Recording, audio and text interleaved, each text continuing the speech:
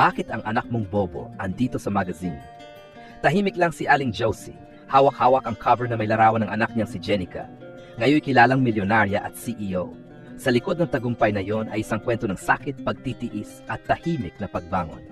Bago ang lahat, kilalanin natin si Jenica, isang babaeng minura, minaliit at tinawag na bobo ng sarili niyang magulang.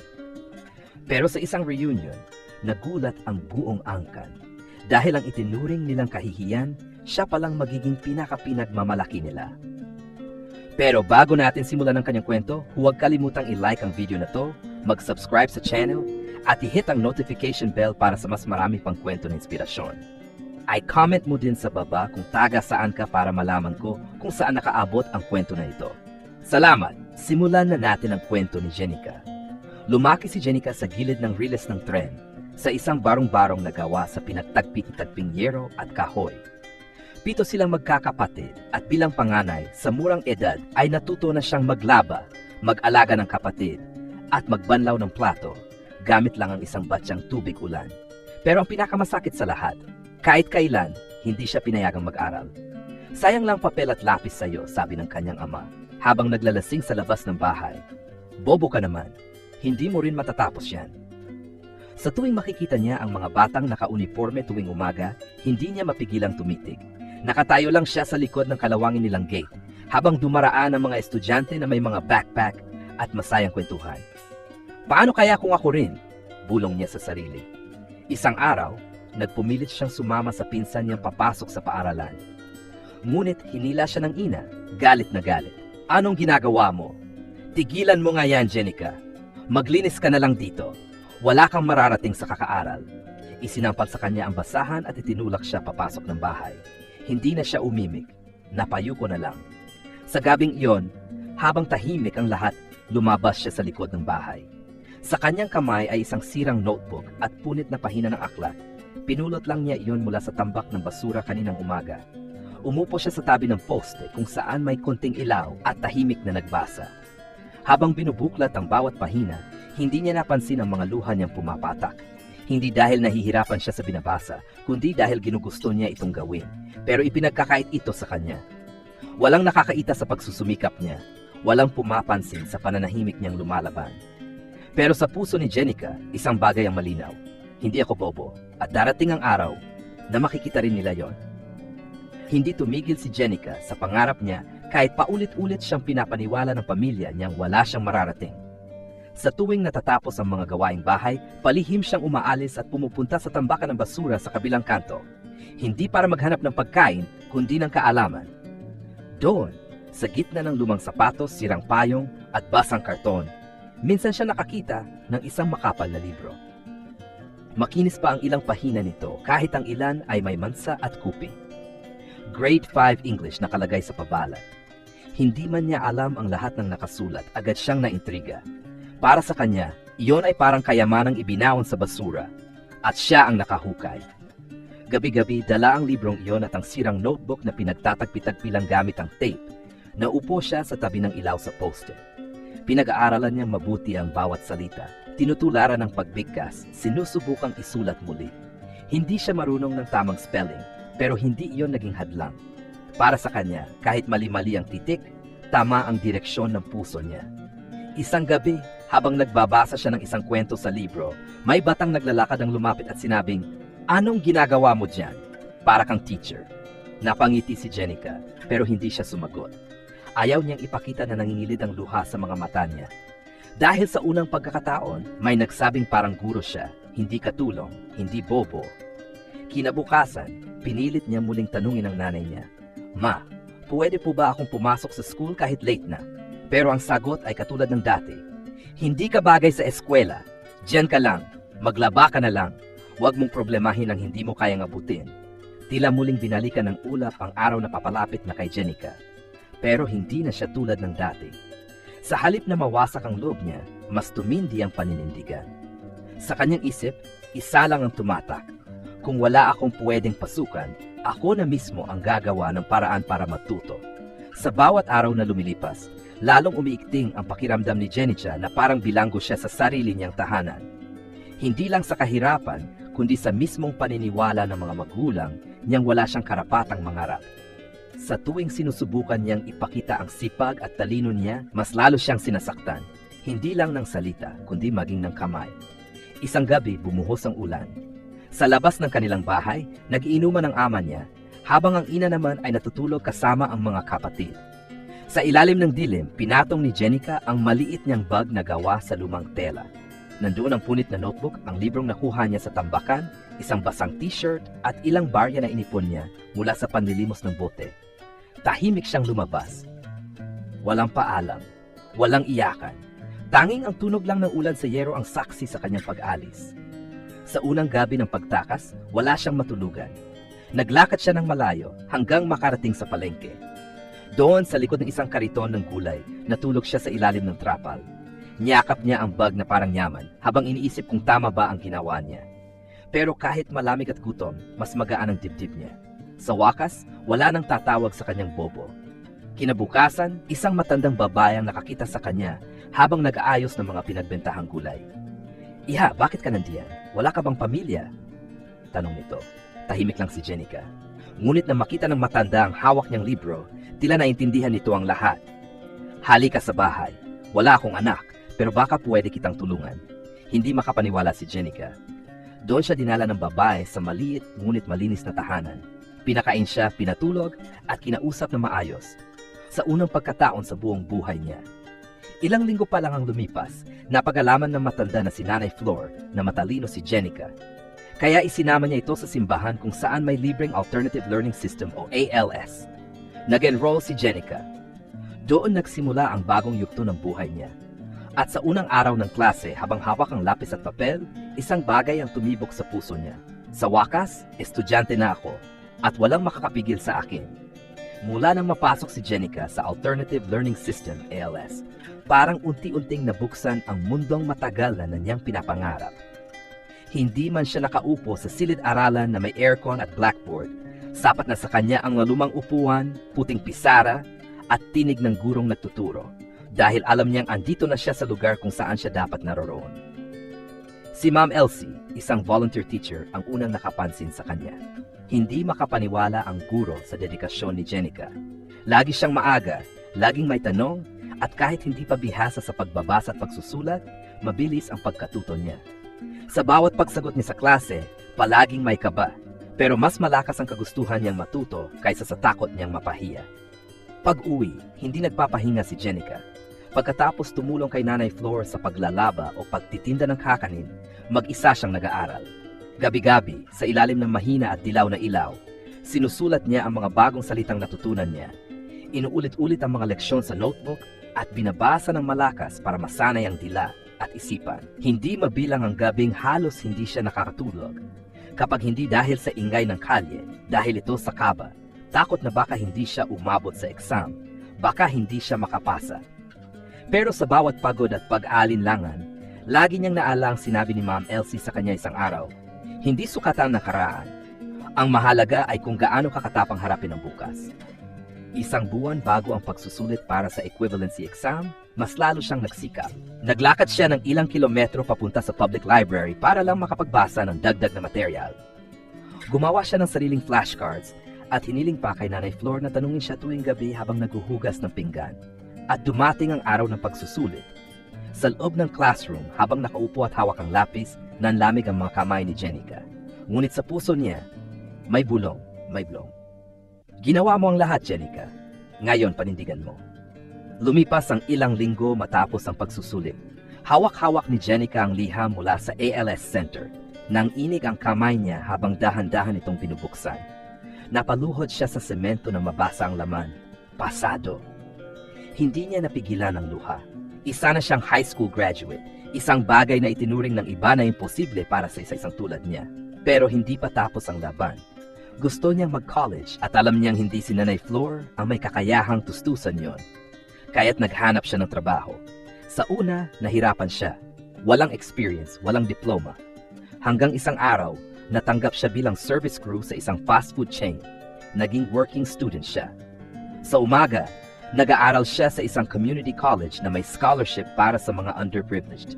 Sa hapon hanggang gabi, nagtatrabaho siya sa counter at minsan sa kusina, nagkakasa ng burger, nag-aayos ng tray, naglilinis ng lamesa. Pag-uwi, halos wala na siyang lakas, pero sa halip na matulog, nagbabasa pa rin siya ng libro. Naranasan niyang makatulog sa ibabaw ng notebook habang nagsusulat ng assignment. Naranasan niyang pumasok ng hindi kumakain para lang may pamasahe. May mga gabi ring naiyak siya habang naghuhugas ng tray sa CR dahil sa sobrang pagod. Pero kahit kailan, hindi siya sumuko. Ang mga guro niya ay humanga sa kanya. Hindi siya pinakamatalino sa klase, pero siya ang pinakamasisipag. Kahit inaantok, palaging present. Kahit wala sa forma ang uniforme, laging nakangiti. Isang gabi habang pauwi siya galing trabaho, nadaanan niya ang isang batang babae sa kanto, nagtitinda ng sampagwita. Napahinto siya. Parang nakita niya ang sarili niya noon. Nilapitan niya ito, ngumiti at bumili. Anong gusto mong maging paglaki mo? Tanong niya. Gusto ko pong maging teacher, sagot ng bata. Tumango si Jenica. Kaya mo yan, kahit anong sabihin nila.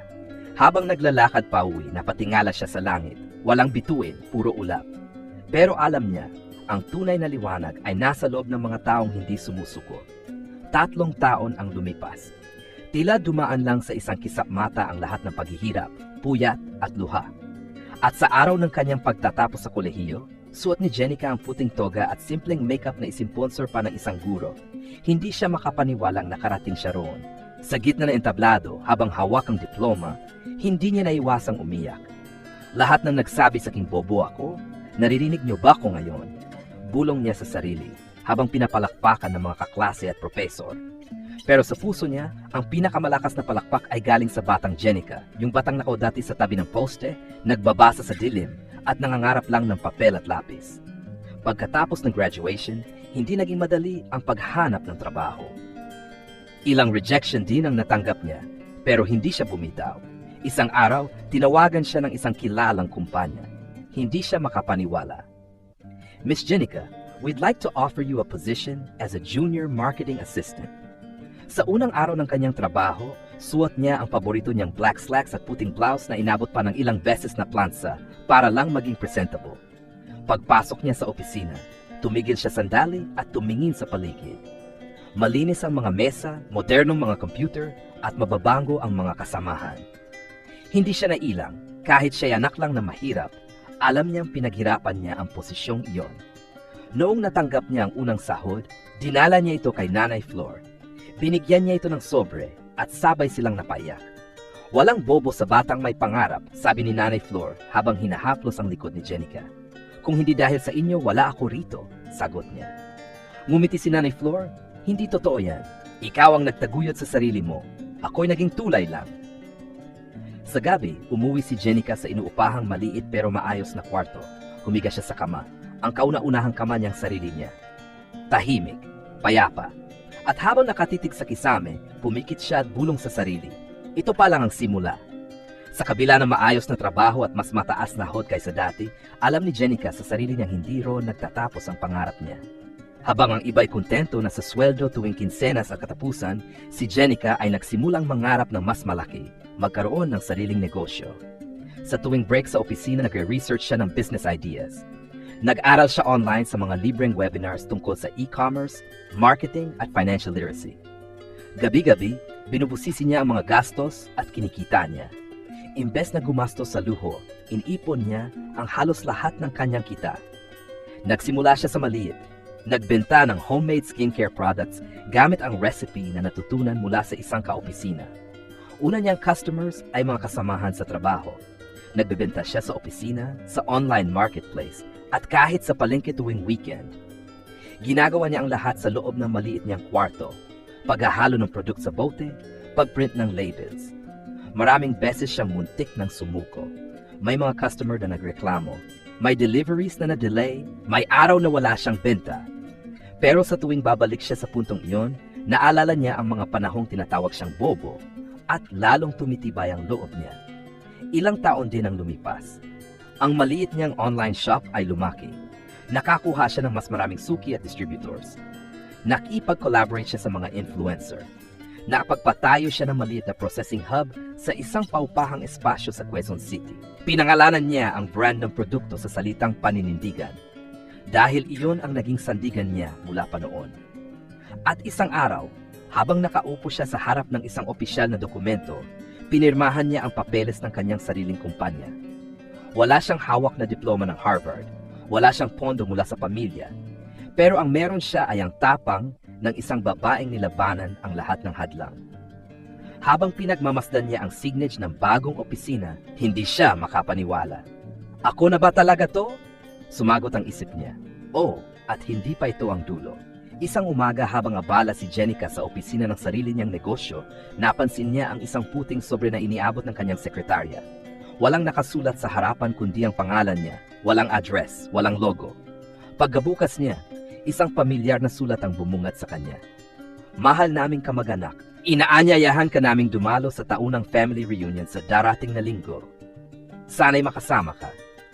Napangiti si Jenica. Halos 10 taon na ang lumipas mula nung huli, siyang humarap sa mga kamag-anak niya. Kasama na roon ang sariling mga magulang na itinuring siyang walang silbi. Hindi niya alam kung sinadya bang ipadala ito sa kanya o kung nadikit lang ang pangalan niya sa listahan ng mga naghihirap noon. Sa kabila ng lahat, hindi siya nagdalawang isip. Hindi dahil gusto niya magpakitang gilas, kundi dahil may bahagi sa kanya na gusto lang ipakita, buhay pa siya, at hindi siya natalo. Ilang araw bago ang reunion, simple lang ang paghahanda niya. Hindi siya bumili ng mamahaling gown o accessories. Ang pinili niyang isuot ay isang business attire na klasiko at maayos. Parang siya, tahimik, pero may paninindigan. Tumawag pa siya sa kanyang driver upang ihanda ang kanyang sasakyan, isang SUV na pag-aari ng sariling kumpanya, pero hindi pinalamutian ng kayabangan. Dumiretso tayo sa venue. On time tayo, sabi niya. Sa loob ng sasakyan, tahimik lang si Jenica. Binabalikan niya sa isip ang mga panahong siya'y nilalait, hinahampas, pinagkakaitang mag-aral. Sa puso niya wala na ang galit, pero hindi rin niya kinalimutan. Pagdating niya sa venue, isang resort na inupahan ng pamilya, lahat ay abala, masaya, may kanya-kanyang grupo. Pagbaba niya, hindi siya agad nakilala. Tiningnan siya mula ulo hanggang paa, parang tanong ng mga mata ng lahat. Sino yan? Lumapit ang isang tita niya. Sorry Hija. Ikaw ang. Ngumiti lang si Jenica. Ako po si Jenica. Biglang natahimik ang paligid. Unti-unti, isa-isa silang napatingin. Ang dating batang tinatawag nilang walang mararating, ang dating inaayawan sa lamesa, ay narito ngayon, matikas ang tindig, mahinahon ang pananalita, at kita sa bawat kilos ang tagumpay na hindi kailangang ipagmayabang. At sa gitna ng katahimikan, narinig niya ang sariling ina nakatayo sa dulo ng mesa. Ikaw na ba talaga yan, Jenica? Ngumiti lang siya.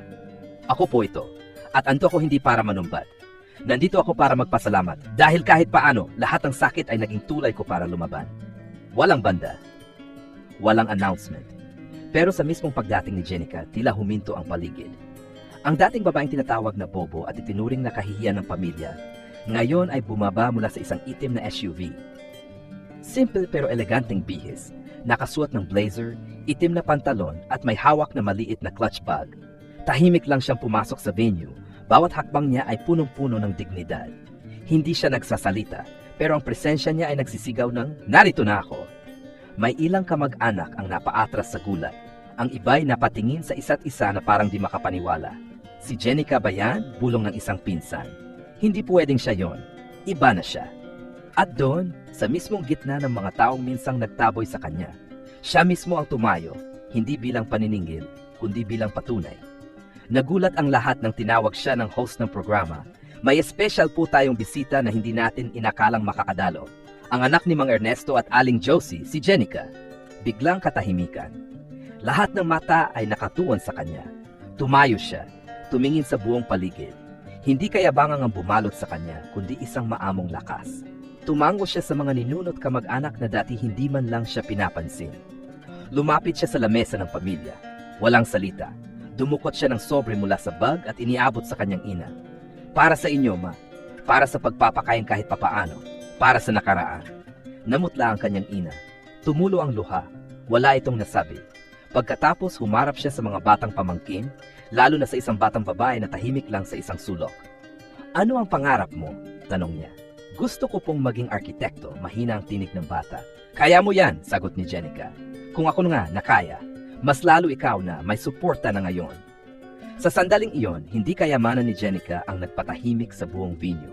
Hindi rin ang sasakyan o damit niya, kundi ang pagbabago, ang pagangat na walang yabang, Ang tagumpay na walang panunumbat, walang sermon, walang galit. Pero lahat ay tila sinampal ng katotohanan.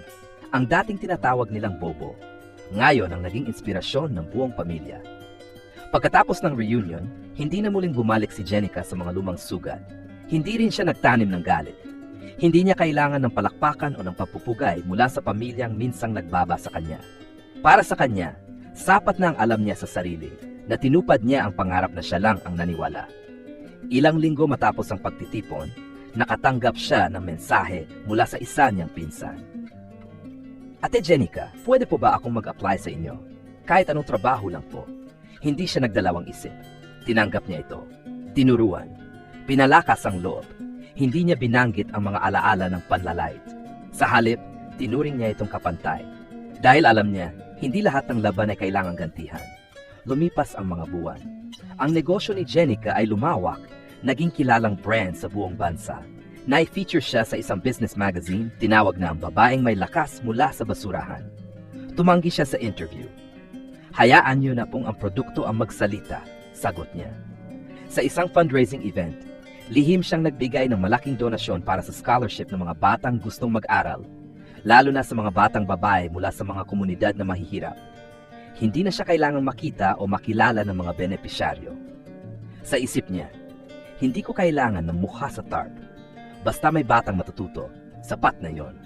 Minsang bumisita siya sa tambakan kung saan niya unang nahanap ang lumang libro. Wala na ang mga basura ron. Isang maliit na reading center na ang itinayo. May mga batang nagbabasa sa ilalim ng solar-powered lights. Tahimik siyang lumapit sa isang bata at iniabot ang bagong aklat. Para sa iyo, sabi niya. Salamat po ate, sagot ng bata. Kayo po ba ang may-ari ng lugar na to? Ngumiti lang si Jenica. Hindi na mahalaga kung sino ako. Basta huwag mong hayaang sabihin ng kahit sino na hindi ka matalino. Sa gabing iyon, habang nakaupo sa rooftop ng kanyang building, tanaw ang mga ilaw ng siyudad, umihip ang hangin sa kanyang mukha. Walang sigawan, walang selebrasyon. Pero sa puso niya, alam niyang doon nagsimula ang panibagong yugto. Tahimik ang tagumpay niya. Pero ramdam ito ng buong mundo. Hindi hadlang ang kahirapan o panlalait ng iba para makamit ang tagumpay. Ang tunay na lakas ay nagsisimula sa paniniwala sa sarili. Sapagkat sa dulo, ang tahimik na tagumpay ay mas makapangyarihan kaysa sa anumang salitang ibinato sa atin dahil ang resulta ang pinakamabisang sagot sa lahat ng pag-aalipusta. At diyan nagtatapos ang isa namang kwento ng buhay na puno ng aral, damdamin at pag-asa.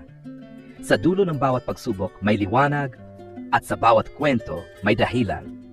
Ako si RC at ito ang kwentong buhay.